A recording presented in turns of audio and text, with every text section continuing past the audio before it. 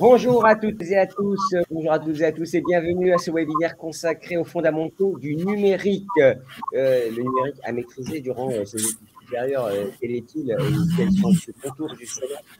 Comment imaginer ne pas maîtriser, on va dire, les bases du codage, même si on parle de no-code aujourd'hui, hein, comment ne pas comprendre ce que c'est l'IA, comment ne pas comprendre la transformation des usages, notamment dans les entreprises, et encore, ou encore la compréhension de la technologie qui arrive ou qui n'est pas encore arrivée. Parce que ça aussi, ça impacte évidemment la compréhension de notre système. Bref, de comprendre cet écosystème de la tech pour s'en emparer et pour avancer évidemment dans ses fonctions, dans ses métiers, dans sa carrière professionnelle. Les grandes écoles et les universités sont engagées dans un mouvement qui s'accélère, on le voit bien, et dans lequel les jeunes diplômés, vos usagers, Stéphane Braconnier et Frédéric Meunier,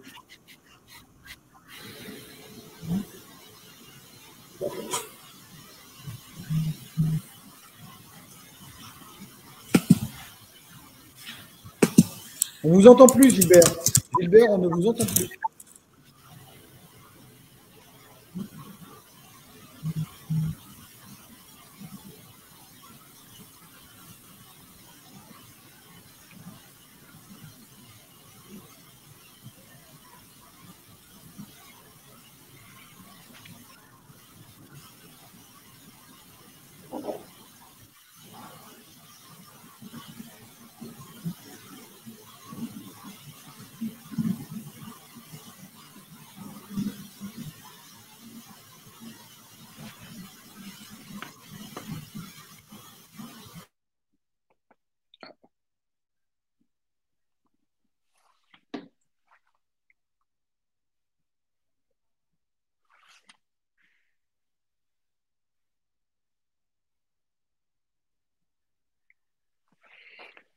Dans le doute, reboot. Est-ce que vous m'entendez? On vous entend un peu mieux, mais on vous entend toujours un peu de loin. Alors, échec du changement de source audio, veuillez rafraîchir la page. Mais qu'est-ce que c'est que ces histoires? Écoutez, on est dépassé, on en fait quand même plusieurs par semaine, des webinaires. Et là, qu'est-ce qui se passe? On est rattrapé par la technologie. C'est d'ailleurs le but. Est-ce que vous m'entendez quand je parle un peu plus fort? Oui, un peu mieux, oui, bien sûr. Ouais. Bon, on va essayer comme ça. Est-ce que ça va comme ça, si je fais comme ça? Oui, mais c'est vrai que ça doit être un peu loin. C'est comme si vous étiez très loin de votre micro, en fait. Bon, votre périphérique audio microphone a été déconnecté. Le périphérique est utilisé par défaut. Bon, bah écoutez, on là, va faire avec. Là, ça va mieux, là, tout d'un coup. Là, c'est mieux. Voilà. Donc, par défaut, il est allé, c'est vers la bonne solution. Comme quoi, parfois, on ne maîtrise pas tout. Alors, nos invités auront à cœur, si je puis dire, de partager tous ces sujets que je viens d'évoquer rapidement, même si on les a peut-être oubliés, puisqu'il s'est passé beaucoup de choses depuis 5 minutes. Nos invités, j'ai défloré un qui était autour de nous, Karnaga Gincheva de l'EDEC, hein, qui est avec nous, directrice des programmes Master. Et vous êtes passée à Lille, à l'EDEC. Hein. Oui. Bienvenue, Béatrice Matlega, directrice des programmes compétents chez Microsoft, et qui est notre partenaire d'ailleurs pour ce webinaire. Merci Béatrice d'être là. Frédéric Meunier, le directeur général de l'EFRE, une école d'ingénieurs ô combien tournée vers les sciences digitales et numériques depuis longtemps. Donc, il évoquera avec nous les compétences évidemment élémentaires qu'il apprend à ses étudiants, mais également qui a sa vision. Hein. Et Stéphane Braconnier, le président de l'Université de Paris, Panthéon-Assas. Stéphane Braconnier, merci d'être là. On est passionnés de sport tous les deux, mais ce n'est pas pour ça qu'on vous a demandé de venir. Hein. C'est parce que vous, quand on parlait de tous ces sujets, vous me disiez, mais mes avocats, ils devront maîtriser évidemment tout ce qui est fondamentaux sur le numérique, le digital, puisque évidemment, ça impacte considérablement une science qu'on n'aurait peut-être pas dit spontanément, voire c'est parfois contre-intuitif, mais toutes ces sciences comme le droit sont impactées énormément par le numérique. On en parlera avec vous. Bonjour Stéphane. Bonjour Gilbert Azoulay, bonjour à toutes et à tous. Merci d'être là. Alors Béatrice, juste de votre totem et de votre position dans la société que vous représentez, Microsoft, quelle est la vision que vous portez sur cette culture digitale de base qu'il est nécessaire de maîtriser? Alors, ce qui est intéressant avec votre regard, c'est en France, mais un peu partout dans le monde, parce que je crois qu'on n'est pas sur un problème franco-français. Non, bien sûr. Bonjour à toutes et à tous. En effet, le numérique, c'est pas. Bon, je vais enfoncer un peu des portes ouvertes, mais c'est une lame de fond qui s'est voilà, qui est arrivé depuis de nombreuses années maintenant. Mais c'est vrai que ces dernières années, on voit vraiment une accélération de toute cette transformation digitale qui est impulsée évidemment par les nouveaux usages du numérique. Alors, dans le monde, j'ai regardé un petit peu les chiffres, on estime que 87 millions d'emplois seront transformés par le numérique d'ici 2025, donc c'est demain, et que 97 millions, donc presque 100 millions de nouveaux emplois seront créés, donc de nouveaux métiers, de nouveaux emplois qui vont nécessiter des nouvelles compétences. Si on regarde en France, nous, on est sur un sujet qui nous touche, évidemment, Microsoft, vraiment de manière importante, la cybersécurité. Je regardais la cybersécurité, c'est 15 000 nouveaux emplois qui sont disponibles dès maintenant, sur lesquels on ne trouve pas de compétences. Et dans ces nouveaux emplois, on ne parle pas uniquement d'emplois techniques. Évidemment, il y a des ingénieurs, il y a des emplois évidemment qui sont en lien directement avec la maîtrise des compétences technologiques, mais la cybersécurité, ça implique de nouveaux métiers. On va toucher aussi aux métiers du droit, on va toucher à des métiers qui sont des chefs de projet, etc., mais qui vont nécessiter des nouvelles compétences pour pouvoir traiter ce sujet spécifiquement. Voilà, donc ça vous donne un peu l'ampleur. Donc ça, cybersécurité, mais c'est vrai dans plein de sujets. C'est vrai sur l'intelligence artificielle, c'est vrai sur l'Internet des objets, c'est vrai sur plein de domaines du numérique. Alors, merci beaucoup, Béatrice. Évidemment, les chiffres sont vertigineux. J'aimerais balayer un peu ce sujet avec vous, Stéphane Gargana et Frédéric, parce que vous représentez évidemment des institutions, une grande école d'ingénieurs, une grande école de commerce et une grande université, alors qui est un peu plus à l'échelle, puisque quand on parle d'université, on parle combien d'étudiants, rappelez-moi, Stéphane environ 20 000 étudiants et même voilà. 23 000 si on y intègre nos établissements composants. Oui, dont les frais d'ailleurs, qui s'est rapproché de vous. C'est pour ça que c'est intéressant ce partenariat, parce qu'il démontre évidemment l'ambition que vous portez. Alors, Frédéric Meunier, pardonnez-moi, ou Gargana, qui commence juste sur cette notion d'accélération sur ces besoins en compétences. Alors, à les frais, j'imagine que c'est consubstantiel à votre existence même, mais pour autant, vous avez senti cette tendance. Bonjour Gilbert, bonjour à tous. Oui, les frais qui existent depuis 86-7 ans a toujours travaillé sur les sujets autour de la transmission, de la communication, de l'information. Et aujourd'hui, je pense que c'est une évidence et pour tout le monde, et Béatrice l'a un peu rappelé, c'est qu'on n'a quasiment plus de métiers dans lesquels il n'y a pas de dimension numérique et digitale. Et donc, il faut qu'on ait effectivement la possibilité de donner à l'ensemble de nos étudiants et voire de nos salariés, parce que les salariés ont aussi besoin de rattraper peut-être un retard qu'ils peuvent avoir, des compétences à des niveaux plus ou moins profonds.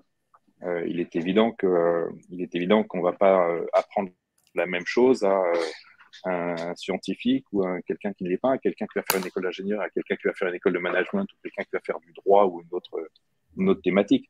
Mais donc le sujet, effectivement, est qu'aujourd'hui, la question est est-ce que tous les jeunes qui sortent diplômés ont les réflexes, les compétences nécessaires pour pouvoir, sur des sujets de transformation, agir dans un monde qui, de toute façon, sera de plus en plus digitalisé et dans lequel la dimension numérique est omniprésente.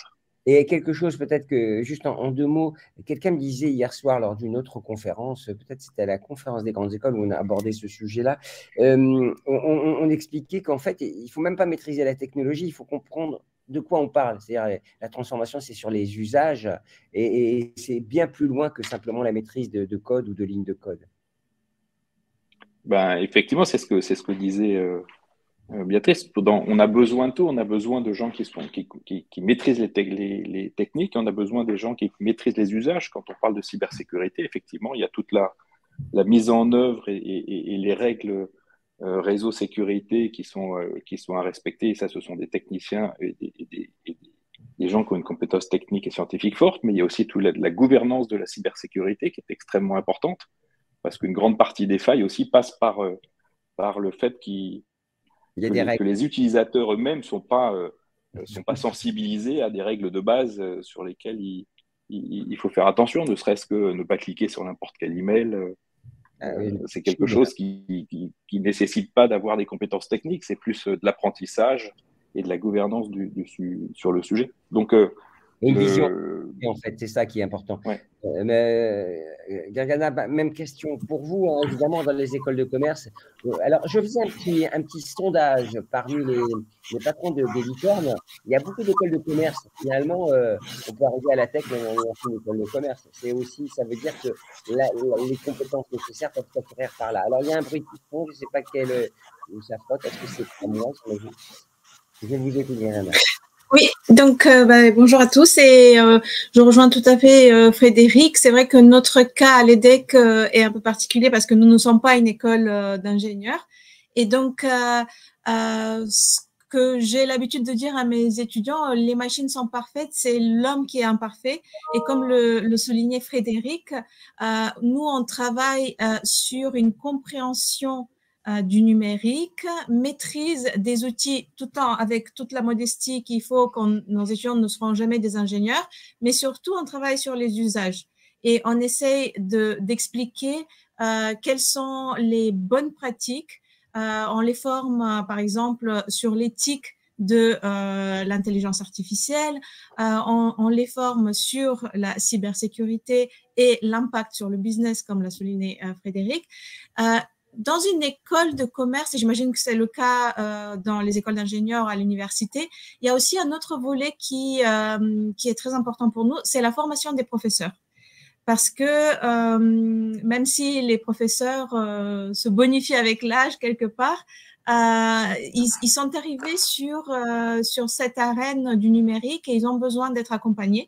Et nous, à l'EDEC, on a créé une structure qui s'appelle le PyLab, qui, depuis plusieurs années, elle est destinée à accompagner les professeurs dans leur pratique pédagogique numérique, pas seulement, et comment, on va en parler tout à l'heure, comment jongler entre le numérique et le low-tech, parce qu'il est toujours pertinent dans bien des cas. Stéphane Braconnier, même question pour vous. Alors, est-ce que l'université, d'abord, elle s'y est mise? Parce que, évidemment, vous y êtes mis de manière forcée lors du Covid, comme tout le monde, et l'échelle de l'université est telle qu'aujourd'hui, ce besoin de formation et d'accès aux compétences est essentiel. Est-ce que l'université, comment vous avez pris le sujet, vous, de ces compétences digitales à mettre en œuvre? Alors nous, le rapport que nous entretenons avec la question du numérique et du digital, je dirais qu'elle est triple. Il y a un premier niveau qui est la maîtrise par nos étudiants des outils numériques, c'est-à-dire savoir utiliser dans de bonnes conditions et dans des conditions qui sont en phase avec leurs besoins de futurs professionnels, les principaux outils numériques. Il y a ensuite un niveau qui est, et ça, on a inclus, mais de très longue date, des enseignements ou de l'initiation, des compléments de formation pour les étudiants depuis très longtemps dans les maquettes, même si, évidemment, au fil du temps, ces formations, et de manière un peu paradoxale d'ailleurs, ont eu tendance à disparaître, parce que ce qui était un peu original il y a 20 ou 25 ans, aujourd'hui, c'est largement banalisé. Et donc, je dirais que la maîtrise par les étudiants des outils digitaux, c'est devenu quelque chose de tellement banal qu'on en oublie pratiquement de former nos étudiants à l'évolution de la technologie. Le deuxième niveau pour nous, c'est la compréhension de la technique digitale, numérique, pour les étudiants qui sont appelés à devenir des professionnels du digital et du numérique. Je prends l'exemple des juristes. Lorsque vous êtes spécialiste de droit du numérique ou lorsque vous êtes spécialiste du droit de l'informatique, par exemple, il faut bien maîtriser la technique, comprendre comment ça fonctionne. Un spécialiste qui s'intéresse au droit des concessions dans le domaine de l'eau ou de l'assainissement, par exemple, il faut qu'il comprenne un peu comment fonctionnent les réseaux d'eau et d'assainissement. C'est la même chose lorsque vous êtes spécialiste du droit du numérique. Il faut que vous compreniez comment fonctionnent les réseaux sociaux, comment fonctionne toute cette mécanique-là. Donc ça, évidemment, on a inclus, et on inclut de plus en plus dans nos formations, des éléments de compréhension de la technique, et c'est tout l'enjeu aussi et toute l'utilité de fait d'avoir eu la chance de faire venir EFRAY Paris dans notre université en tant qu'établissement compétent. Puis le troisième niveau, qui est sans doute celui qui est un peu plus compliqué, c'est la compréhension des enjeux du numérique, c'est-à-dire non pas seulement de maîtriser les outils ou de maîtriser la technique, mais simplement de comprendre comment nos métiers, les métiers auxquels nous formons nos étudiants, et en particulier le métier de juriste, mais pas seulement, c'est vrai aussi des économistes, c'est vrai aussi en information communication, par exemple, notre Institut français de presse, par exemple, c'est de comprendre quel va être l'impact du numérique sur l'évolution de ces métiers, sur le moyen et le long terme. Et ça, c'est le plus difficile, parce que ça implique que les enseignants que nous avons à l'université soient eux-mêmes très au fait des enjeux, ou alors que nous fassions venir des professionnels en nombre suffisant, justement pour initier les étudiants à cette évolution des métiers. Pour les métiers de juriste, par exemple, et c'est à cela que vous faisiez référence tout à l'heure, devant la FJE, j'avais expliqué, par exemple, que l'intelligence artificielle allait avoir un impact considérable, et sans doute qu'on n'a pas encore totalement mesuré, sur le métier d'avocat, sur le métier de juriste d'entreprise. Et que par voie de conséquence, la manière dont nous allons enseigner le droit, la manière dont nous allons concevoir les études de droit, vont sans doute être considérablement impactées dans les 10-15 ans qui viennent par ce choc numérique sur les métiers. Donc voilà un peu les en plus, Stéphane, si je ne m'abuse, Internet, c'est une histoire de droit avant tout. Pardon ? Internet, c'est une histoire de réglementation et de droit et d'usage. Vous savez, Internet, c'est une zone quasiment de non-droit. La régulation des droits sur Internet, non mais assez sérieusement, la régulation des droits sur Internet, c'est quelque chose d'extrêmement compliqué. Aujourd'hui, empêcher quelqu'un d'envoyer des tweets sur Twitter ou empêcher de publier des posts sur les réseaux sociaux, c'est quelque chose d'extrêmement compliqué parce qu'il y a une forme d'inadéquation ou d'asymétrie, je dirais, entre ce qu'est capable la règle de droit et ce qu'est le matériau numérique. J'ai juste un mot, j'étais un peu long, mais juste un mot, parce que vous disiez, est-ce que l'université, vous y êtes mis ? Oui. Nous, alors après, il y a encore une autre dimension sur laquelle je voulais juste attirer l'attention pour terminer, c'est l'enseignement, évidemment, grâce aux outils numériques, et notamment l'enseignement à distance. Et ça, l'Université Paris-Panthéon-Assas n'a pas attendu la crise Covid pour faire des enseignements à distance, puisque nous allons fêter cette année, en 2023, les 10 ans de la licence numérique en droit, de la LND. La licence numérique en droit, c'est une licence à distance numérique, donc à distance digitale, que nous avons inaugurée en 2013. Donc vous voyez que c'était bien avant la crise Covid et l'intégralité des enseignements, 100%, sont faits à distance. Nous allons en fêter les 10 ans cette année, ce qui va nous permettre d'ailleurs de revenir un peu et d'organiser une réflexion sur justement quel est l'impact du numérique sur l'enseignement supérieur. Eh oui, on voit bien qu'avec ChatGPT, on pourra faire des plaidoiries. Vous savez, les journalistes, on est bousculés aussi, puisqu'on me dit on peut écrire des articles. Donc, après tout, c'est vrai qu'il faudra bien réfléchir. Moi, j'aimerais me tourner vers Frédéric et Béatrice, si vous pouviez me rappeler, quand on parle de connaissances de base, quelles sont les connaissances et quelle formation au numérique, de quoi on parle? Alors, j'avais relevé, quand on préparait cette table ronde, la sécurité, le big data. Je ne sais plus qui d'entre vous avait rajouté les IoT, l'impact, la consommation, l'empreinte carbone, évidemment, l'informatique quantique, comprendre qu'est-ce que ça va percuter. Alors, est-ce qu'on peut faire une sorte de panorama, Béatrice et Frédéric? Je parle aux techniciens, pardonnez-moi, Gergana et Stéphane. Oui, Frédéric, si je peux me permettre, je commence. En effet, moi, c'est presque de la culture générale, sur toutes ces grandes tendances du numérique. Et après, donc, on distingue bien la notion de culture générale où, effectivement, comme le disait Stéphane Braconnier, il faut comprendre un petit peu les enjeux, toutes ces nouvelles technologies. Donc, pour comprendre les enjeux, il faut évidemment être capable de comprendre comment fonctionnent ces nouvelles technologies. Donc, il y a quelques années, on parlait du code. Le code, c'est maintenant dans tous les programmes scolaires, dans les collèges et les lycées. Donc, comment on va à l'étape d'après? Comment on décrypte les enjeux autour de l'intelligence artificielle? Comment on décrypte les enjeux autour de l'informatique quantique? Bref, il faut vraiment être collé en fait à l'évolution de ces nouvelles tendances. Et on le voit, c'est complètement indispensable parce que la couche d'après, c'est les compétences. C'est-à-dire comment est-ce qu'on se prépare à utiliser ces nouvelles technologies autour de toutes ces tendances dans son futur métier. Et donc là, c'est vraiment le rôle central en fait des écoles, de l'enseignement. C'est comment on prépare les futures générations à adopter tous ces nouveaux concepts technologiques et à les implémenter dans son métier. Et après, je dirais qu'il y a la couche d'après pour moi, c'est la couche comment je me forme aux outils du marché. Et ça, c'est presque... on peut en discuter, en débattre. Ça m'intéresse d'avoir votre avis là-dessus, tous. Mais pour moi, c'est presque le rôle peut-être des éditeurs. Nous, en tout cas, on le conçoit comme… on conçoit que Microsoft puisse avoir un rôle d'accompagnant des écoles et de collaboration avec les écoles pour apporter cette connaissance sur les outils ou sur les technologies qui sont utilisées dans les entreprises. Par exemple, on le fait avec les frais, on l'a fait récemment avec EDEC aussi, où on est venu compléter une formation, un curriculum, avec une formation spécifiquement sur des technologies Microsoft qui sont ensuite valorisées par l'obtention de certifications professionnelles. Donc, voilà, vous devancez mon prochain sujet, les certifications. Non, mais vous n'êtes pas… Vous mettez le doigt sur quelque chose parce que maintenant, les écoles, elles mettent en avant. Nous, on propose des certifications sur telle techno, sur telle solution, sur tel usage. Et c'est vrai que peut-être c'est une façon de marquer ce dont on parle, la formation. Frédéric, on revient à ma question. Est-ce que vous pouvez être plus précise que Béatrice? Alors, moi, je parlais sécurité, big data, je rappelle les fondamentaux, mais je suis sûr qu'il y en a plein d'autres. Oui, Gilbert, quand on avait préparé le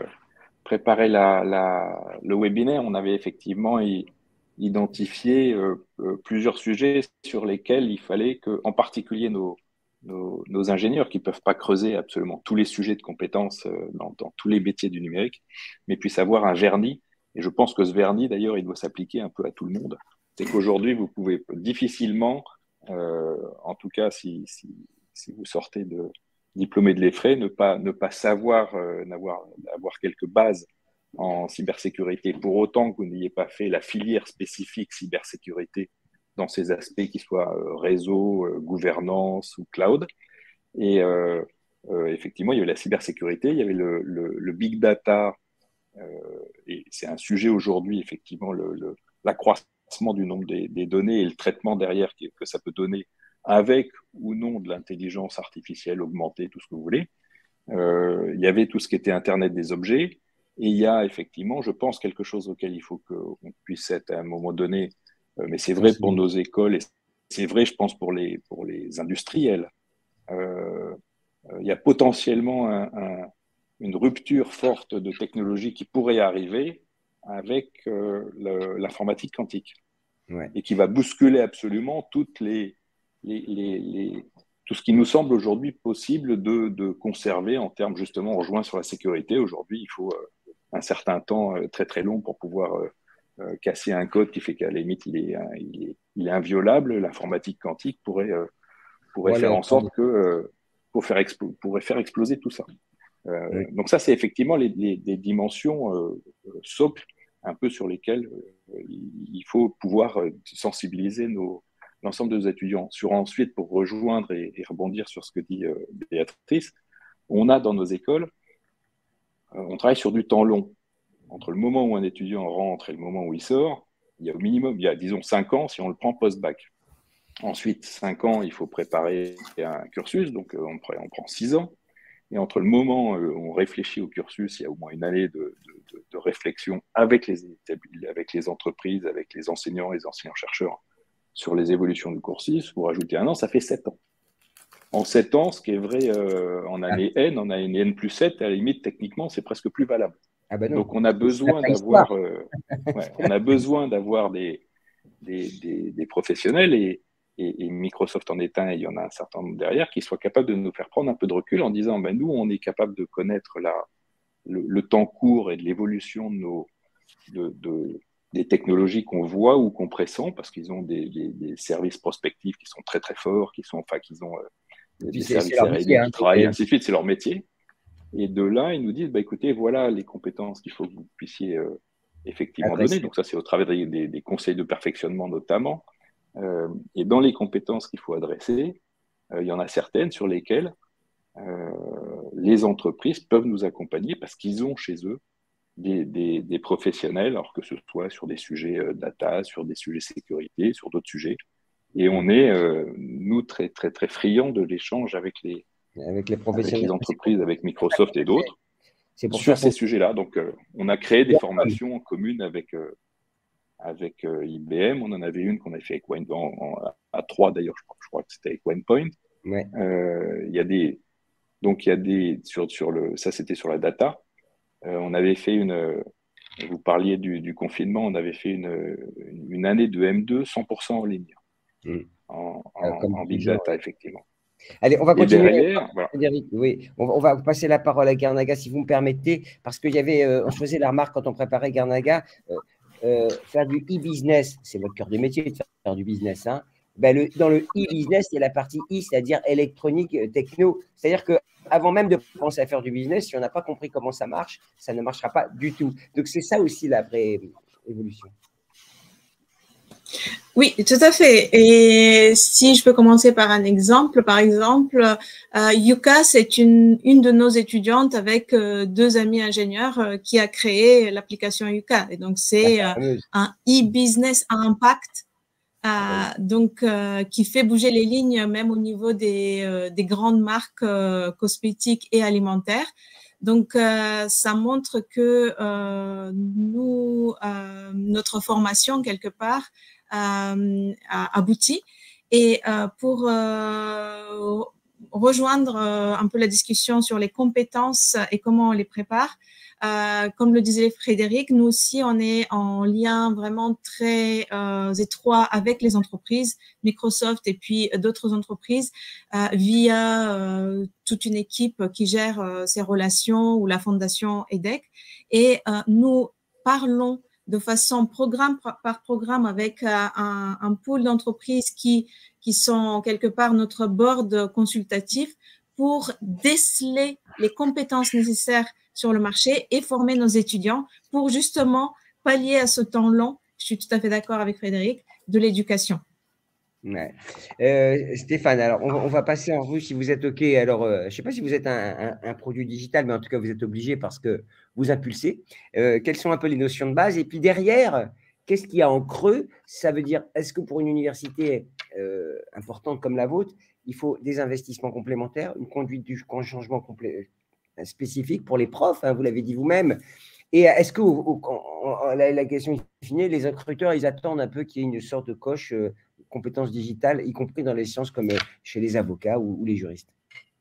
Ça fait beaucoup, pour commencer par la dernière question, et si on parle encore une fois uniquement des juristes, je dirais qu'il n'y a pas encore, enfin on ne sent pas encore cette attente très forte, voire déterminante en disant l'étudiant titulaire d'un master que je recrute en tant que collaborateur dans un cabinet d'avocat, dans une étude de notaire, il faut qu'il ait absolument des compétences numériques et on va cocher une case, on attend sur le CV, on se précipite sur la ligne qui définit les compétences numériques. Non, pourquoi? Parce que, c'est ce que je disais tout à l'heure, il y a une telle forme de banalisation de ces compétences-là, parfois, qu'on va supposer que la plupart des étudiants qui sortent de l'université, eh bien, sont tous accros aux réseaux sociaux. Et comme ils sont tous accros aux réseaux sociaux, ils maîtrisent tous, ils ont tous les compétences numériques nécessaires. Je caricature un peu, mais je dirais que c'est quand même la tendance aujourd'hui.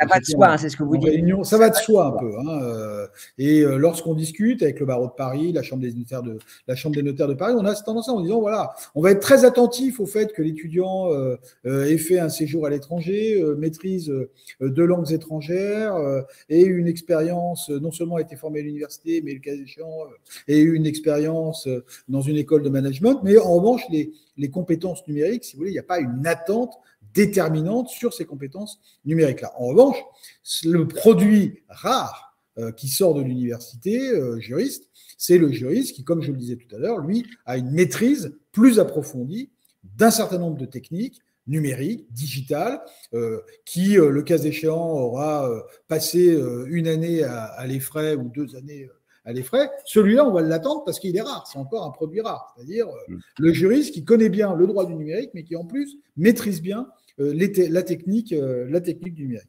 Donc, vraiment, pour répondre à votre dernière question, aujourd'hui, cette banalisation, elle fait que la compétence numérique passe un peu sous les radars. Pour le reste, évidemment, aujourd'hui, le digital et le numérique pour une université comme la nôtre, qui compte entre 20 et 22 000 étudiants, 23 000 étudiants, le numérique et le digital, c'est un des postes d'investissement le plus important.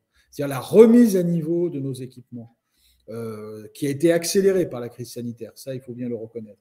La remise à niveau de nos équipements, la remise à niveau de nos personnels administratifs et techniques, parce qu'on en a peu parlé, on parle beaucoup des étudiants, mais dans une organisation comme la nôtre, on a près de 800 agents administratifs, techniques, auxquels qu'il faut former aux enjeux du numérique et qu'il faut former à l'utilisation des outils numériques. On a muté notre système tout notre système d'information vie étudiante, scolarité ces 18 derniers mois. C'est un chantier considérable en termes d'investissement, évidemment, dans des équipements, en termes de formation des personnels, d'organisation des sessions de personnel. Donc, Gilbert, quand vous disiez tout à l'heure, est-ce qu'il y a un accompagnement au changement spécifique? Oui, à l'évidence, il y a un accompagnement spécifique. Je termine juste, c'est un investissement en matériel, mais c'est un investissement en humain également. C'est-à-dire qu'on a quand même une élévation considérable des compétences des personnels que l'on recrute, notamment évidemment dans la direction des systèmes d'information. C'est-à-dire aujourd'hui, on recrute dans notre DSI des personnes qui ont un niveau de compétence plus élevé que ceux qu'on recrutait il y a quelques années. Donc, parfois, qui viennent du privé, hein, j'ai découvert, qui viennent parfois d'entreprises ou de grandes institutions. Une question aussi pour vous, comment dire, vous avez réglé le problème pour accélérer. Racontez-nous en quelques mots, parce que c'est une histoire longue, l'établissement expérimental que vous avez initié, puisqu'on dit qu'il faut venir des professionnels, il faut passer des accords avec Microsoft ou avec des partenaires, et vous avez été encore un cran au-dessus, c'est-à-dire en montant avec un partenaire avec une école d'ingénieurs. Et c'est peut-être aussi une sorte de forme de recommandation ou de bonne pratique. De recommandation, je ne sais pas. En tout cas, notre compréhension des enjeux nous a fait dire, nous a fait croire et comprendre à un moment donné que notre établissement devait évoluer pour que nous puissions nous agréger des compétences que nous n'avions pas à offrir à nos étudiants, alors même que ces étudiants-là, qui pour 80% d'entre eux sont des juristes, je le rappelle, l'Université Panthéon-Assas, c'est à 75-80% des juristes, ou de l'information, communication, économiste ou gestion, mais grosso modo, information, communication et juriste, et que pour ces étudiants-là, il fallait qu'ils aient des compétences nouvelles que nous n'étions pas capables de leur offrir. Donc, soit on cherchait à avoir des multiplications de vacataires, de professionnels, faire défiler des bataillons d'intervenants extérieurs dans l'université, soit on avait une approche un peu plus systémique qui consistait à reconfigurer notre établissement et à l'adapter aux enjeux du monde contemporain. C'est ce qu'on a fait avec Frédéric Meunier lorsque nous avons lancé le projet d'établissement public expérimental avec l'ICIT et le CFJ, et une opération qui a été menée, je dirais, dans un délai très court, presque record aux yeux du ministère de l'Enseignement supérieur et de la Recherche. Et pourquoi on l'a menée de façon, dans un délai aussi court et de manière aussi efficace? Frédéric corrigera. Évidemment qu'il y a une volonté forte des individus, ça joue toujours un rôle important. Voilà, la volonté politique, le portage, l'intelligence des personnes qui étaient autour de la table et qui se sont compris très rapidement et ont partagé très rapidement les mêmes préoccupations. Mais je crois que derrière cela, il y avait une vraie cohérence et une vraie logique du projet. Et que si le projet n'avait pas été aussi logique et cohérent sur le plan de la structure même de l'établissement, les briques que l'on mettait ensemble, je crois qu'on n'aurait pas pu aller aussi vite. Et donc, on l'a fait justement pour montrer que ces enjeux du numérique dont on parle aujourd'hui, il fallait quand même en avoir une approche plus systémique. Et ce qu'on est en train de faire, on est en phase d'expérimentation, c'est cette approche, c'est la mise en œuvre de cette approche systémique qui fait qu'on fait rentrer une école d'ingénieurs dans une université qui forme des juristes et des journalistes, si je caricature. Ouais. Eh bien, c'est très bien. Moi, je suis pour des journalistes 2.0 ou 3.0, enfin, whatever, augmentés. Guernaga, Frédéric, alors, c'est une expérimentation. Je vous, justement, sur cette conduite du changement, dans la école d'ingénieur, c'est peut-être un peu plus simple, même si, comment dirais-je, il faut aussi accompagner toutes les disciplines. Guernaga également, cette évolution nécessaire dans le corps professoral. Je partage ces bonnes pratiques. Après, Béatrice nous dira comment aussi elle peut accompagner cette corporation qui avance, mais qui parfois résiste un peu. Guernaga et Frédéric, votre sentiment sur ce changement qui doit être rapide, parce que ce n'est pas les 7 ans dont parlait Frédéric, c'est souvent plus rapide que ça. Guernaga ? Vous voulez que je commence? Oui. Oui. Donc, le changement, en effet, on est obligé de s'adapter et même d'aller très vite. Donc, pour être très concrète, bien sûr, c'est intégré dans nos maquettes pédagogiques, dans l'accompagnement des professeurs, comme je le disais, et dans le lien très étroit qu'on construit avec des entreprises qui sont expertes, comme par exemple Microsoft. Et pour revenir sur les exemples que citait Béatrice, effectivement, nous travaillons dans les différents programmes avec Microsoft. Et on a fait une certification pour les étudiants qui sont dans un double diplôme marketing analytics, donc qui gère la compétence marketing et la compréhension des données dans un objectif de comprendre le consommateur. Donc ça, c'est le côté data orienté marketing. Et aussi, je suis très satisfaite de nos projets ensemble avec Microsoft, parce qu'à partir de l'année prochaine, tous nos étudiants Master 1, c'est-à-dire 900 étudiants, vont finir leur premier semestre avec une certification Microsoft. Et on propose, on a défini ensemble avec Microsoft un panel d'alternatives de certificats, et c'est géré par nos professeurs sur les outils Microsoft. Et c'est quelque chose que les étudiants attendent, parce que, comme on le disait, ils peuvent le mettre, c'est une ligne sur leur CV, c'est une compétence bien labellisée par Microsoft, donc c'est une notoriété. Alors, mais d'ailleurs, beaucoup de certifications, je me posais la question, si on vous fait le point, au bout de 3, 4, 5, 6 ans, on finit avec plein de certifications sur son CV. Parce qu'il n'y a pas que… Il y a des certifications pour à peu près toutes les solutions, si je ne m'abuse, ou tous les outils, non? Bien sûr, vous voulez dire qu'il y aurait une dévalorisation quelque part? Pas du tout. Je dis simplement qu'il faut avoir son diplôme en fin d'année, enfin du cursus, mais en plus, il faut avoir entre-temps… alors, il y a le grade de licence au milieu, il y a plein de trucs, mais en plus, il faut avoir un certain nombre de certifications pointues. Qu'est-ce que vous en pensez, Frédéric? Que c'est juste et c'est très bien. Et cette certification, d'ailleurs, elle vise à pointer du doigt sur un sujet particulier, une compétence donnée, là où les diplômes, que ce soit au niveau licence ou au niveau master, sont beaucoup plus généraux. Et ça s'applique d'ailleurs, ça s'applique aux étudiants, mais ça s'applique aussi aux professionnels, parce que je ne sais pas si vous voyez moi je le vois sur LinkedIn, parce que je dois avoir à peu près toute la communauté, les 15 000 anciens de l'EFRE avec qui je suis en contact, et ceux qui passent des certifications, dont Microsoft, dont d'autres, en fonction du sujet et ainsi de suite. Eh ben, il n'y a pas que des jeunes étudiants qui sont à l'école aujourd'hui, il y en a beaucoup qui le font après. Et la formation, c'est un élément, d'ailleurs, la formation numérique dans les études, dans le supérieur pour les étudiants, elle existe aussi de manière presque aussi très importante dans tout ce qui correspond à la formation continue et à l'apprentissage des nouveaux usages et des nouveaux cas et des nouveaux besoins de compétences sur ces sujets numériques, pour des professionnels qui ont plusieurs années ou déjà dizaines d'années d'expérience professionnelle. Et eux, effectivement, vont pouvoir, dans certains cas, et on le fait, passer des certifications et pouvoir mettre sur leur CV en disant, voilà, moi j'ai telle compétence. La façon dont ça s'organise, c'est que nos enseignants, bien entendu, sont formés sur ces sujets un peu d'actualité. Et ils ont accès à tout un tas d'outils d'apprentissage et au travers de plateformes auxquelles ils ont accès par les certificateurs et par Microsoft en particulier. Et ensuite, les étudiants peuvent passer et montrer. Alors, il y a des certifications sur plein de sujets avec des niveaux plus ou moins techniques, plus ou moins spécialisés. Et c'est une façon assez rapide quand même de pouvoir montrer à leurs futurs employeurs, telle compétence sur laquelle vous pouvez avoir une attente, et je l'ai. Il y a les étoiles. Avant, il y a les scouts, ils avaient des petites médailles.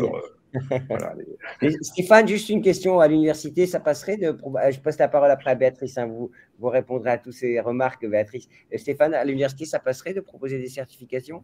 Oui, alors, la question des certifications et la question même plus généralement des compétences, du constat de compétences des étudiants, moi, je pense que ça… Il n'y a a pas d'obstacle particulier à ce que ce soit accepté.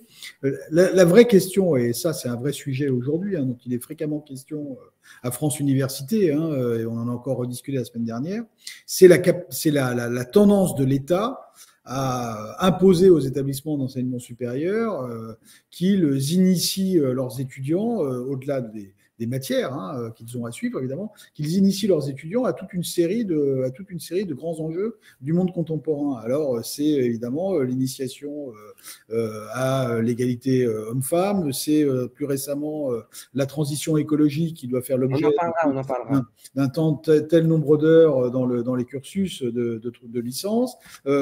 Il faut que dans le même temps, on incite beaucoup, je suis bien placé pour le savoir, les étudiants à faire du sport. Et à un moment donné... Oui, non, c'est très bien, mais à un moment donné, moi, je veux bien qu'on fasse tout ça. Voilà, c'est parfait. Mais et si vous pouvez faire un peu de droit au milieu, c'est très bien. C'est un peu ça. Il faut quand même réserver un temps d'études suffisant. Et à un moment donné, on se demande si l'étudiant auquel on demande de faire du sport, de connaître le numérique, de certifier qui connaît le numérique. On a parlé de la certification en anglais également. Vous savez qu'il y a eu tout un débat sur la certification en anglais. Il y a un sacré débat. Ça a pris les pieds dans le tapis d'ailleurs sur cette affaire-là. Sur la transition écologique, oui, toutes ces compétences annexes sont très utiles. Mais n'oublions pas quand même que le temps d'un étudiant, il reste assez contraint et que si on veut qu'il ait un peu de temps aussi pour s'aérer et se cultiver, en dehors des établissements d'enseignement supérieur, il faut lui laisser le temps. Donc, ce n'est pas tant la certification qui pose problème, c'est ce qu'il y a derrière la certification, c'est-à-dire le temps qu'il faut consacrer à cette certification. Mais oui, il faut qu'ils prennent le temps de gambader dans le 5e autour du Panthéon. C'était un macarté magnifique. Ou dans le 6e, pardonnez-moi, oui, encore mieux, si je puis dire. Béatrice, on a dit beaucoup de choses, hein, vous avez vu, sur les compétences au numérique. Est-ce que ça vous inspire comme opérateur principal sur ces compétences, justement? Alors moi, j'avais deux remarques là-dessus, peut-être une troisième aussi sur la manière dont Microsoft approche le sujet. La première, c'est que la certification, si on se place d'un point de vue des entreprises, elle a un intérêt majeur, c'est qu'elle valide une compétence opérationnelle sur des sujets et immédiate. Donc, on sait que la personne que l'on va recruter, elle sera directement opérationnelle sur une technologie, voilà, que ce soit sur le cloud Microsoft, peu importe, etc. Mais voilà, la personne arrive, elle est directement opérationnelle. Et c'est un gain de temps et du coup d'argent pour toutes les entreprises. On vient de lancer à l'initiative de Microsoft un gros job dating qui s'appelle À vous la tech. D'ailleurs, j'encourage beaucoup d'établissements, si ça peut intéresser vos jeunes, à les amener vers cette plateforme.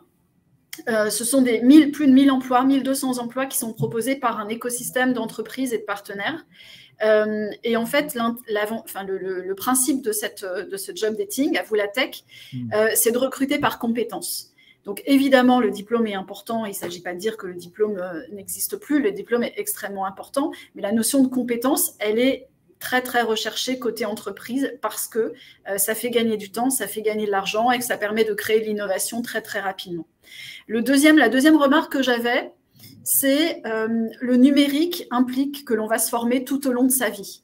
Donc, même si on a une certification à un instant T, ça veut dire que demain, il va falloir qu'on se forme potentiellement sur une autre technologie quand on sera encore à l'école ou quand on sera en entreprise. Ça ne s'arrête pas, c'est-à-dire qu'il faut continuellement avoir cette notion d'apprentissage tout au long de la vie. Ça, c'est extrêmement important. Et pour pouvoir valider justement toutes ces compétences, la notion de certification, là, elle prend aussi tout son sens quand on sort de l'école et quand on va intégrer le monde professionnel. Voilà. Alors nous, la manière dont on accompagne cette montée en compétences et dont on collabore avec les écoles, en fait, on essaie de mettre à disposition notre savoir-faire, c'est-à-dire à travers des professionnels qui vont venir partager leur culture générale, ce qu'ils constatent dans leur écosystème, auprès des clients, les attentes des clients, les enjeux professionnels. Et puis, on va proposer un certain nombre de ressources pour accompagner les enseignants, faire monter en compétence les enseignants sur ces sujets, leur proposer des études de cas, leur proposer des labs, bref, essayer de leur mettre de leur faciliter la tâche en leur apportant ces fameuses ressources pédagogiques qu'ils peuvent ensuite utiliser à leur convenance en fonction des différents cours et des différents curriculums et syllabus qu'ils peuvent déployer dans les écoles. Alors, Garnaga, Frédéric, Stéphane, quand même, je reviens au point de départ, pardonnez-moi, hein, quand j'écoute Béatrice et quand je vous écoute, quand on parle certification, quand on parle accélération, je pense que le lien est très nécessaire entre entreprises et les écoles ou les universités. C'est-à-dire que personne ne peut travailler en silo et l'un sans l'autre. Encore plus peut-être sur le sujet du digital, Frédéric. Effectivement, mais ceci dit, ce que vous soulignez, Gilbert, c'est une des particularités des grandes écoles et des écoles d'ingénieurs à la française qui sont une ovni au niveau international. La CTI est un organisme paritaire académique et entreprise. Donc, ce besoin de travailler avec et pour les entreprises, et en gardant une dimension sensibilisation et proposition de parcours recherche, quelque chose que nous faisons dans les écoles d'ingénieurs assez naturellement depuis très très longtemps. Donc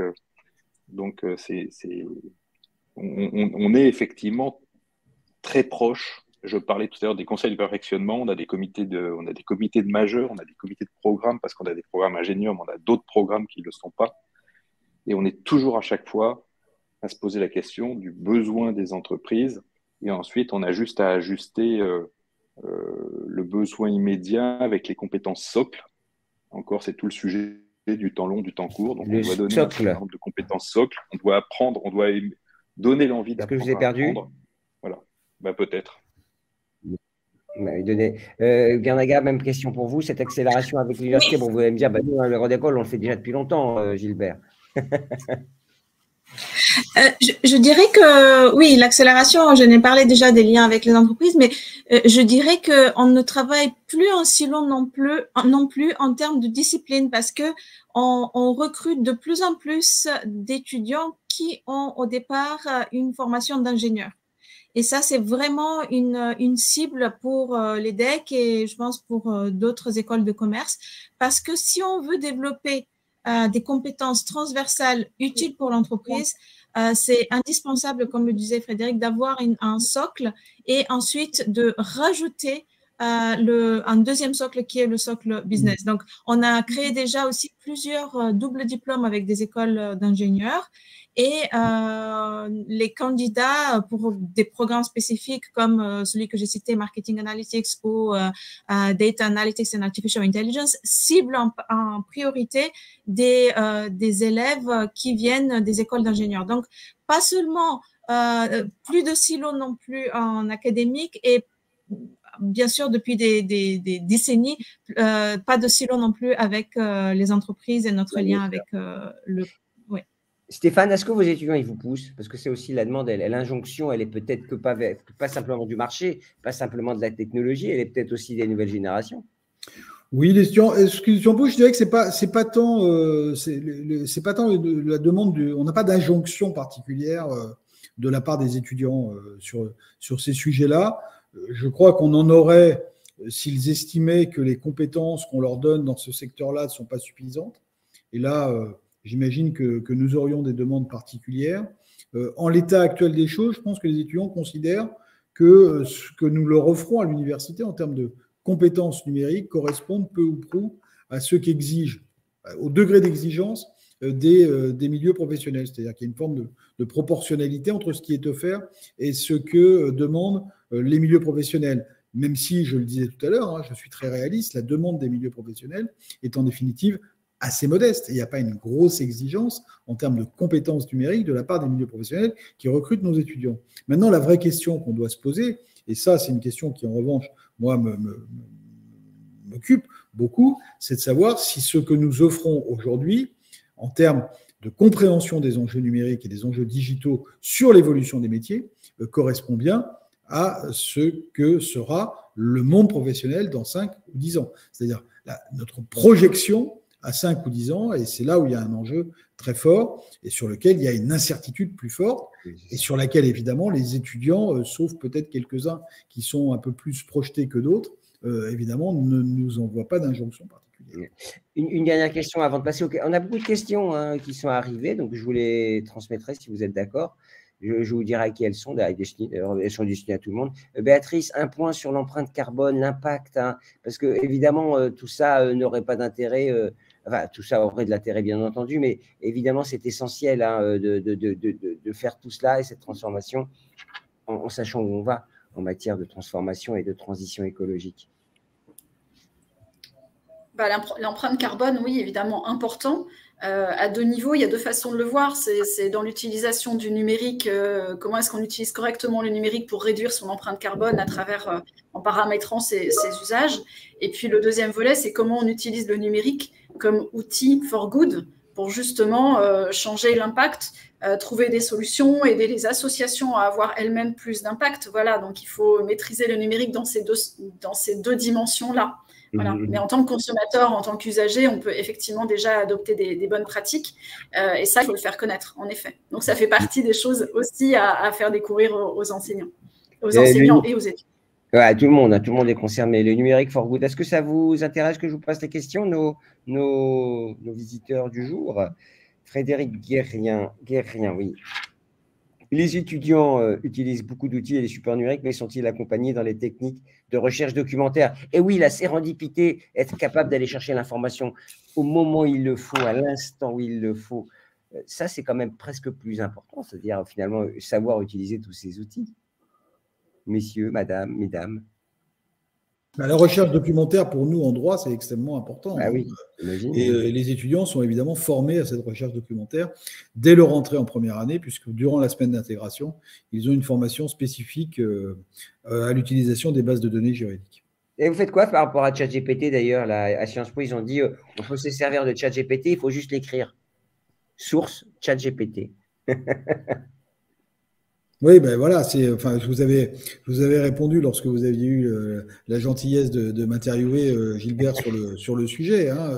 Bon, l'interdiction de ChatGPT, je trouve que c'est sinon un non-sens, du moins un coup d'épée dans l'eau, et que le véritable enjeu aujourd'hui, c'est de savoir comment nous sommes capables de faire face et d'adapter, là encore, nos méthodes d'enseignement, mais surtout nos méthodes d'évaluation à ChatGPT, ce qui est un sujet que nous sommes très loin d'avoir épuisé. J'ai vu cette semaine que ChatGPT avait réussi l'examen du barreau de New York, ce qui est quand même pas pour nous rassurer. Et là, vous nous stressez là du coup avec cette information. J'avais lu cette information effectivement. Ah oui, bien sûr. C'est bon. Donc la recherche, j'imagine qu'à l'EDEC ou à l'EFRE, mais également côté Microsoft, on est tout à fait d'accord avec cette démarche, évidemment, et savoir se servir des outils. Alors, sans parler des nouvelles tendances, nous avons beaucoup d'élèves ingénieurs, pour les ingénieurs qui ne savent pas utiliser Word assez bien pour rédiger des documents assez longs, pour rendre des mémoires, par exemple. Bon, c'est vrai que… c'est un peu la caricature, c'est-à-dire qu'il ne faut pas rentrer dans la caricature. Vous savez, les juristes qui ne savent pas utiliser un ordinateur et puis les ingénieurs qui ne savent pas écrire et qui utilisent Word. Frédéric, vous êtes accusé de pointer du doigt. Bon, je prends le point. Non, mais ça arrive. Je suis assez d'accord avec Stéphane. Ceci dit, au travers, c'est vrai et c'est faux, parce qu'au travers des projets qu'ils ont transverses tout au long de leur cursus, ils doivent maîtriser les outils de présentation, les rédactions. Et donc, je prends le point, mais je ne suis pas sûr que ce soit effectivement pas une caricature. Question un peu technique de Florent Méchin. Est-ce que les établissements s'appuient sur le dispositif public PIX pour évaluer le niveau de maîtrise du numérique? Qui peut nous dire ce que ça représente exactement pour ceux qui ne connaîtraient pas? C'est un dispositif qui est très intéressant parce que déjà il est gratuit et il est proposé dans les deux langues, anglais et français. Et pour justement des écoles comme l'EDEC où on a dans certains programmes jusqu'à 50% d'élèves internationaux, c'est très avantageux. C'est un dispositif qui relève de la volonté de l'étudiant. Donc effectivement, on le promeut. On n'a pas de statistiques pour savoir combien le passe. C'est un dispositif qui est récent quand même. Si je me trompe pas, il doit dater de 2018. Donc, c'est très intéressant et je pense qu'il faut le rendre déjà communiquer à grande échelle auprès de nos étudiants et le rendre même obligatoire. Okay. Un petit peu comme voilà. le test d'anglais. Vous connaissez. Alors, Elisabeth, on a perdu quelques images. Est-ce que Frédéric? Oui. Est-ce que vous m'entendez, Gilbert? Très bien. Nous, on t'entend très bien. Donc, c'est Gilbert qu'on n'entend plus, là. Ouais, Gilbert, on n'entend plus. Il est figé, Gilbert, tout d'un coup. Oui, tout d'un coup, il a été tétanisé par quelque chose comme une fulgurance. Non, ça y est. C'est bon, là? Oui, ça y est. Ouais, c'est bon? Mais vraiment, il y a une mauvaise connexion. Il y a vraiment un mauvais... Une ligne passante un peu faiblarde, si je puis dire. C'est une ligne passante, c'est ça, non? Je dis pas de bêtises. Une bande passante. Une bande passante, pardon. Bande passante. Ça commence bien. Est-ce que c'est mieux? Vous m'entendez? Ça va, Gilbert? Allô? Oui, on vous entend, Gilbert, c'est bon. Ah, d'accord, pas d'accord. On vous entend, mais personne passante, j'ai beaucoup aimé. Stéphane, je vous le ressortirai le jour où il le faudra. Alors, on continue. La date. Du coup, j'ai perdu mes questions. Alors, la certification PIX permet d'accompagnement. Quelqu'un qui commente tout au long de la vie sur l'acquisition des compétences, c'est très bien. Idem à Montpellier Business School. La démarche est faite pour accompagner aux outils dernière génération, mais aussi répondre aux questions. Frédéric, apprendre à chercher des informations. Vous m'entendez, Garnaga? Oui. Oui. Voilà. Pareil, pour les écoles de commerce, adéquation aux besoins d'entreprise, considération. Alors, on commente plus qu'on nous pose de questions, vous avez remarqué. Voilà, l'adaptabilité aujourd'hui et demain par la formation au temps long et au temps court. On est d'accord avec tout ça. Je pense que tout est dit, si je puis dire. Alors, je vous ai tous perdus, mais j'espère que vous m'entendez. Est-ce que, comment dirais-je, alors, ma question, elle est pour vous tous. Au fond, cette formation, elle doit s'appuyer sur quoi? Est-ce que, alors, Gargana nous disait, c'est une formation dans tous les cours, mais c'est un nombre d'heures, c'est des conférences, c'est de l'auto-formation. Comment ça se met en œuvre dans les écoles et les universités? Elle prend plusieurs formes. Oui, c'est dans tous les cours, c'est de façon transversale. Maintenant, on n'a pas une obligation de nombre d'heures et ça dépend du format du cours, ça dépend aussi de la discipline. Il peut y avoir des cours qui sont beaucoup plus techniques et qui sont concentrés sur une partie du numérique, par exemple l'intelligence artificielle. Donc là, effectivement, tout le contenu sera basé sur cette variable. Si je donne l'exemple d'un de mes cours, moi je fais du marketing des arts et de la culture.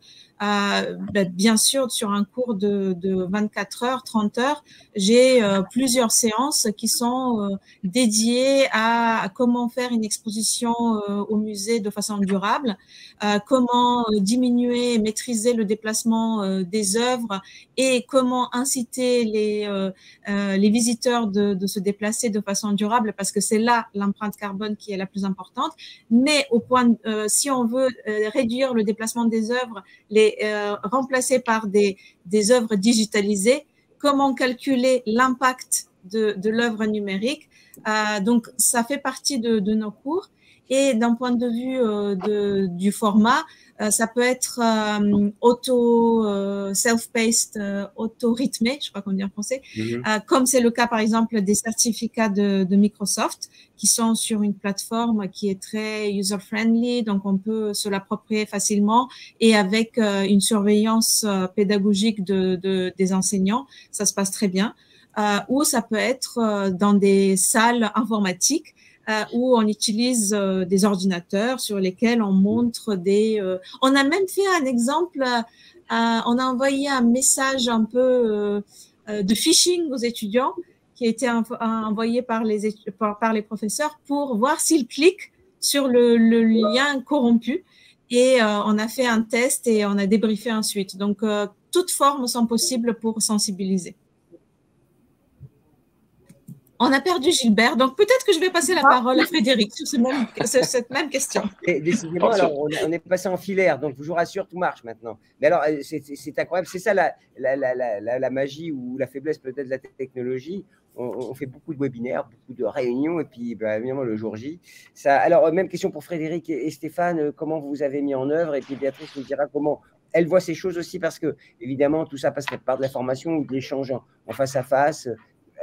Moi, je sais que beaucoup de gens s'auto-forment sur le digital et apprennent tout seul, y compris dans les écoles. Alors, Frédéric, Stéphane?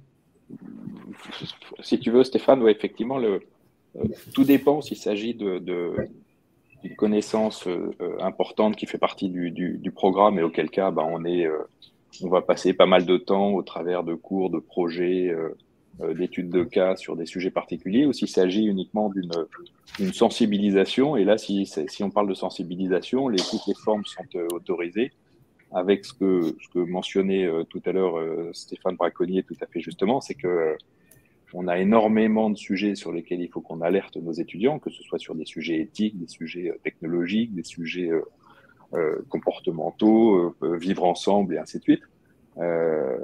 Mais malgré tout, le volume horaire, il est ce qu'il est, et du coup, il faut qu'on arrive à trouver la bonne façon.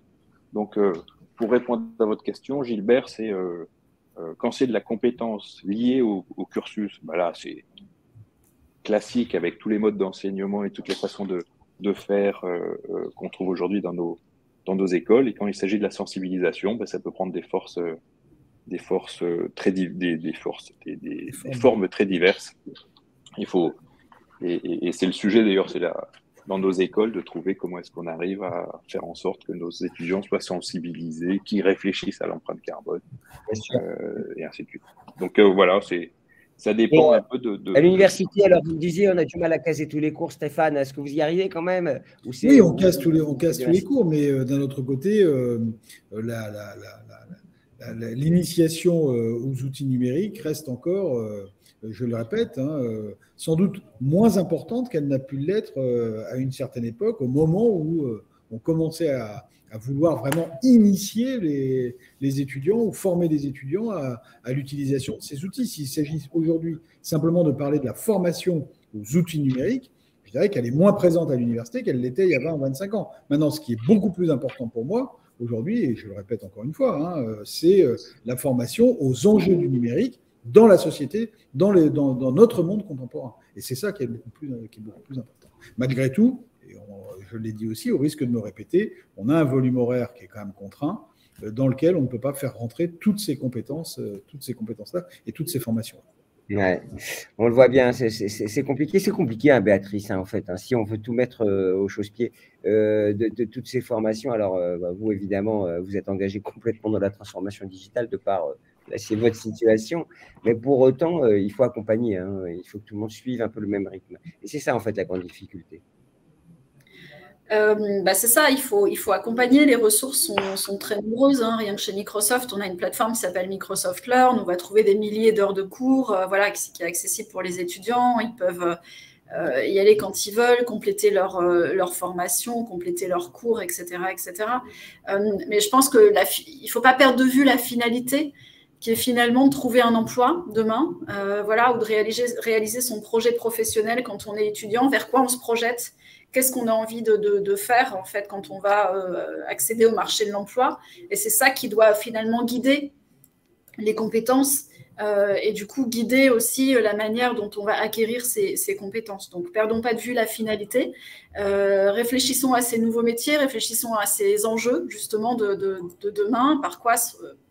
quels seront les nouveaux métiers qui vont émerger, et regardons un petit peu quels sont les jalons, les compétences clés que chaque étudiant doit obtenir finalement pour accéder à ces nouveaux métiers-là. Juste une dernière question pour finir. Ça coûte de l'argent tout ça, Stéphane, Gargana et Frédéric, de s'engager sur cette transformation. Alors vous l'avez dit un peu tout à l'heure, Stéphane, puisque de toute façon, en plus… Je le disais, on parle d'échelle qui est significativement plus importante qu'on parle à l'université. Ça veut dire qu'il faudra trouver des moyens complémentaires?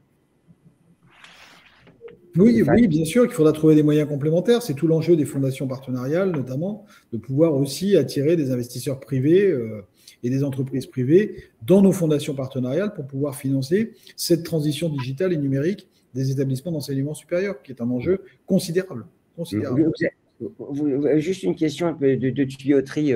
Moi, beaucoup de SI ou de présidents d'université me disaient, moi, j'ai du mal à attirer les talents dans l'université parce que la fiche de poste, parce que les salaires, parce que… Est-ce que ça évolue, ça aussi? Oui, non, ça évolue pas. Enfin, ça évolue pas. Ça évolue, c'est-à-dire que, je l'ai dit tout à l'heure, nous recrutons dans nos DSI des collaborateurs qui ont un niveau de compétence de plus en plus élevé, qui sont de moins en moins nombreux. Et donc, les niveaux de rémunération sont évidemment de plus en plus élevés. Donc, les établissements qui arrivent à assurer cette transition numérique et à financer cette transition numérique arrivent à recruter. Celles qui ont un peu plus de difficultés, évidemment, ont une attrition de leurs services numériques qui pose quand même un certain nombre de difficultés.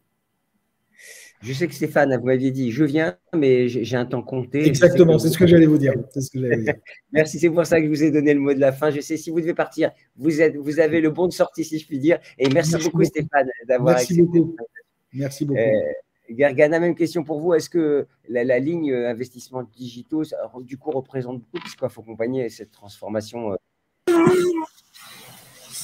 Bien sûr, c'est un budget et comme le disait Stéphane, nous aussi on travaille avec les entreprises qui nous fournissent des mécénats de compétences, comme c'est le cas par exemple de Microsoft et bien d'autres entreprises. La Fondation EDEC que j'ai mentionnée, qui sont des dons d'entreprises, mais aussi des anciens de l'école qui maintenant compte 55 000 anciens. Et donc, avec tout ça, ça nous permet de financer, c'est un budget, en effet, mais un budget prioritaire, je dirais. Ah, oui, prioritaire, oui, c'est vrai que maintenant, c'est remonté en tout cas d'un niveau. Frédéric, même question. Alors, vous, à l'EFRI, on ne peut pas vous taxer d'avoir découvert le digital il y a quelques années. C'était déjà dans l'ADN de l'école, mais pour autant, est-ce que ça vous a… Alors, on parle de no-tech en ce moment, voire de no-code, de low-tech, pardon, et de no-code. Est-ce que ça veut dire qu'il faudra quand même investir? Je m'y perds un peu, mais en même temps, ce n'est pas moi le spécialiste. Mais de toute façon, je pense qu'il faut investir. De toute façon, les attentes des étudiants en termes de disponibilité de l'information, accessibilité de l'information et ainsi de suite fait que… et puis aujourd'hui, le numérique, effectivement, coûte plus cher. Le système d'information d'une école coûte plus cher. De toute façon, de former un jeune aujourd'hui coûte beaucoup plus cher que ça ne coûtait auparavant. Avant, on avait la clé, le tableau et la craie, c'était pas trop onéreux. On attendait nos bulletins de notes quelques semaines ou quelques mois. On n'était pas émus. Aujourd'hui, c'est différent. Globalement, effectivement, former un étudiant, ça coûte de plus en plus cher. Pour les écoles privées, donc vous le savez, Gilbert, et puis les DEC et les frais sont des ESPIG. Donc on a une petite subvention de l'État, mais elle est plutôt petite. Ouais, mais voilà. Et d'une certaine façon, mais je ne sais pas comment. Moi, je suis convaincu que l'élasticité un peu des étudiants et de leurs familles, elle a ses limites par rapport à l'augmentation du prix de la formation. Et qu'à un moment donné, les entreprises, mais il y en a qui commencent déjà largement à jouer le jeu au travers, effectivement, de l'accompagnement, au travers de la mise à disposition d'enseignants, et Microsoft fait partie de celle-là très largement.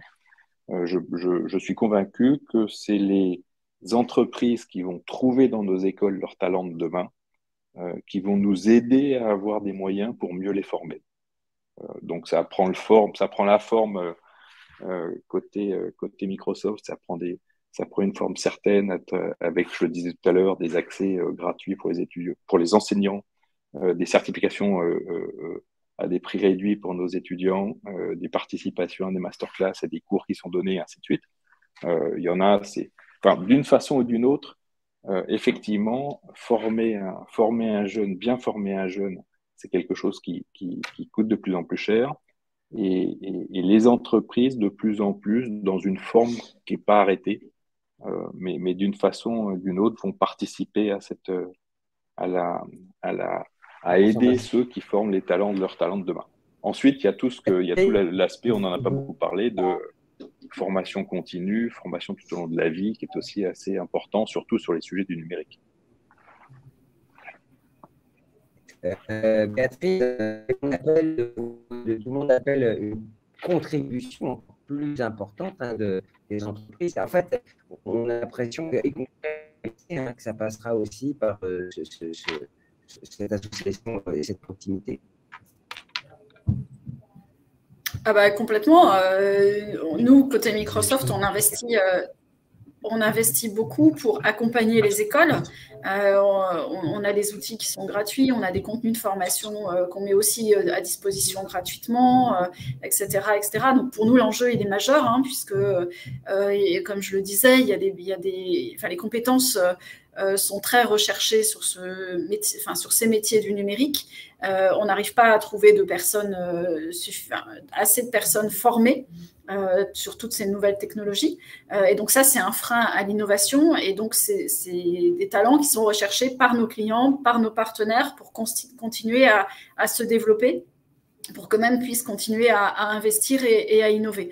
Donc, pour nous, l'enjeu, il est essentiel. Et c'est pour ça qu'on s'engage très étroitement aux côtés des écoles pour les accompagner dans cette démarche.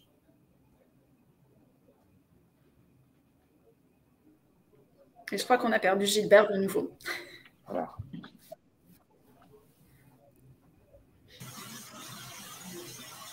Quelle formation numérique dans le journalisme?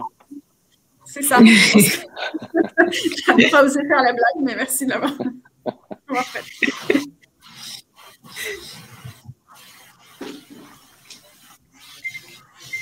Ah, il revient. Non. Ou pas.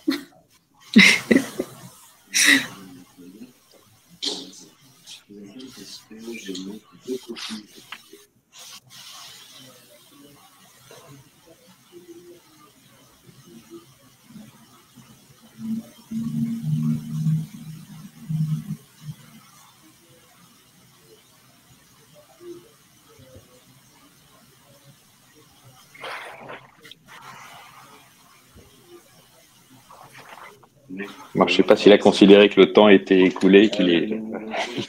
Oui.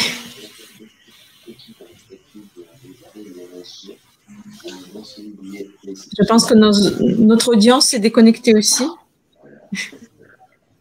Oui, je pense qu'on est arrivé au bout de notre... Et ça demande confirmation. Mais je pense que l'article 10, il y a des erreurs. Parce que ouais, ça, je ne sais pas. Ah oui, j'ai eu les questions qui étaient là, d'accord. Est-ce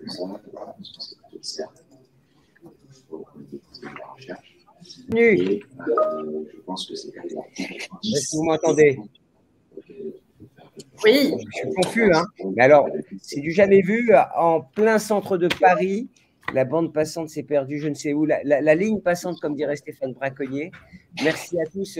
Béatrice, j'ai entendu le début de votre intervention où je parlais du rapprochement nécessaire entre les entreprises et les établissements d'enseignement supérieur, et donc les personnes comme vous, évidemment, c'est un rôle essentiel. Est-ce qu'il y a des questions qui sont arrivées entre-temps, entre ma désaffection et ma rupture technologique? Ah voilà, quelques soucis techniques, mais merci pour ces sujets, ces échanges très intéressants. Voilà, merci. Est-ce qu'on a encore une chose à ajouter, Béatrice, pour le mot de la fin, pour compléter tout ce qui a été dit? Le mot de la fin, très concrètement, moi je voulais juste dire que n'hésitez pas, pour tous ceux qui sont connectés, qui ont des étudiants, à aller sur la plateforme À vous la tech, parce que ça vous donnera une bonne idée des nouveaux métiers qui sont recherchés aujourd'hui, tous ces métiers en tension. Voilà, et c'est directement opérationnel pour vos étudiants qui peuvent accéder à ces métiers. Ok. Frédéric Gargana, alors Gargana, on peut rappeler de quelle origine c'est quand même, parce que c'est un... Je suis bulgare. Je vous avais posé la question, mais je voulais partager cette information avec nos auditeurs, nos internautes. Frédéric, merci beaucoup. Merci beaucoup. À vous voir. En tout cas, on va suivre de près cette association avec l'université parce que c'est quand même une première. On parle d'établissement expérimental. On a demandé à confirmer cette expérimentation, si j'ai bonne mémoire, au ministère côté université. C'est bien ça?